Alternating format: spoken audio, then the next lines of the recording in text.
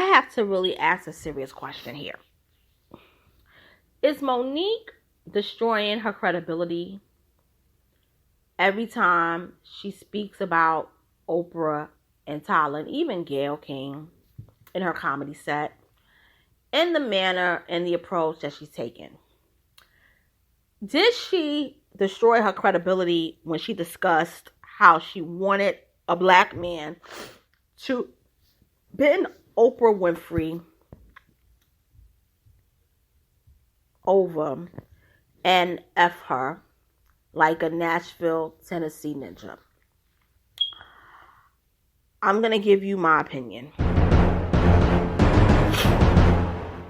Hey, everyone. I had to come back. This is going to be a real quick commentary. I'm going to say something, and I'm going to be honest about it.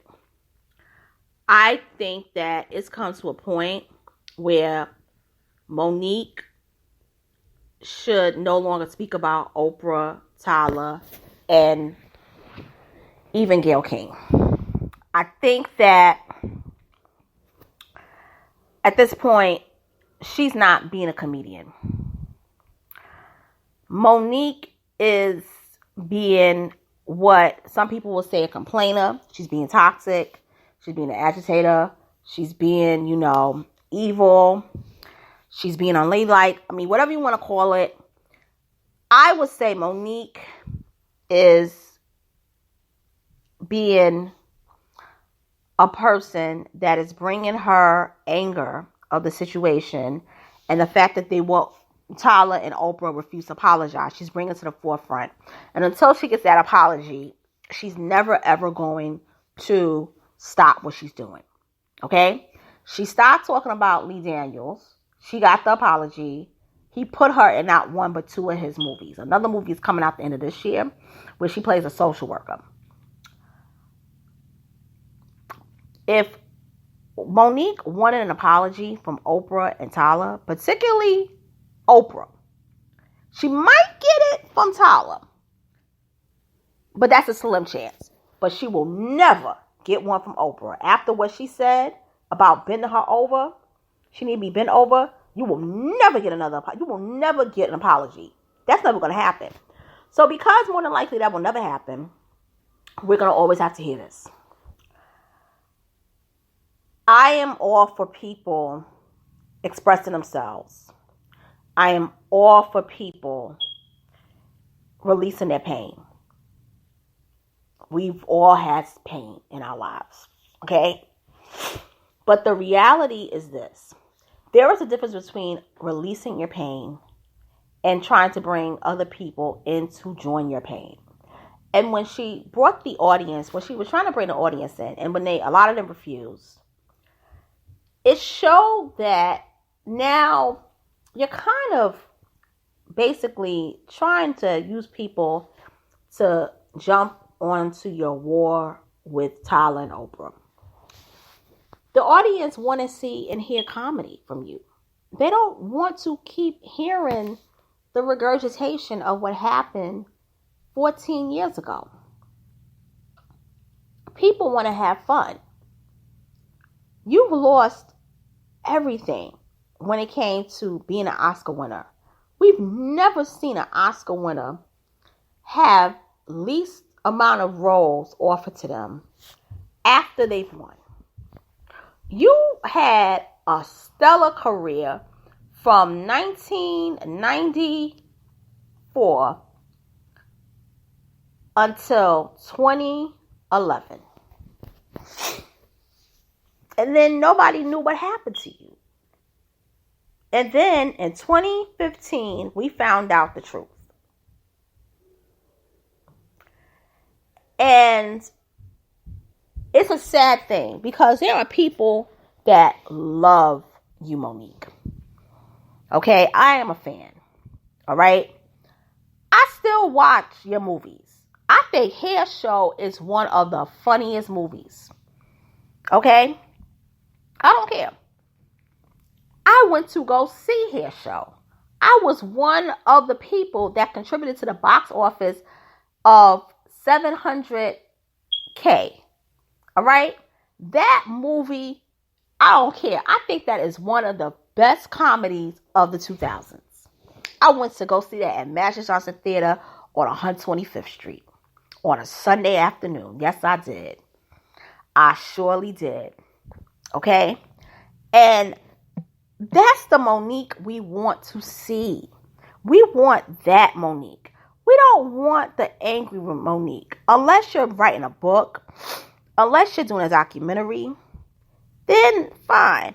But we want to see Monique being a funny individual. Oh, I'm sorry. It was 305,000 at the box office. I was one of those people to contribute, and I'm still proud.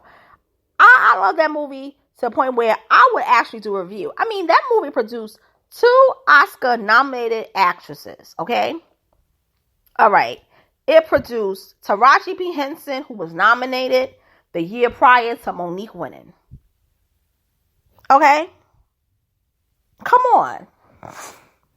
What y'all call raw? Oh, no, you don't know about no fried chicken. I mean, that's what we want. We want to see her we want her to win. We want Monique to win. You know, you're not an Amanda Seales, who I'm going to talk about. I'm gonna talk about her. She's up next. People really like you, Monique. We don't find you annoying as a person. Amanda, many people find annoying, but we don't find you annoying. But what it is that we want you to bring that talent back, okay? We got it. We know what they did, Monique. And it's hurtful to watch this happen because to me, you are one of the greatest comedians in my opinion, of the last 25 years. I don't care what no one say. I think you are funny. I've argued people now. Most of my friends think some more is funny. I've never laughed at a some more joke. I know people going to say, oh, bitch, you bugging. No, I never have. I don't know what it is. Some more is she's gifted, but it's just that the jokes that she tell, I've just never been a person that it's never, made me, roll. It never made me laugh or, ha, kiki, whatever. It's like, oh, it's funny. But it's never been like, ha. But Monique has had me literally on the floor. She really has.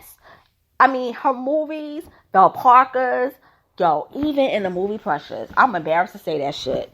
But there was some scenes in Precious when she was like, what the fuck is this with the plate?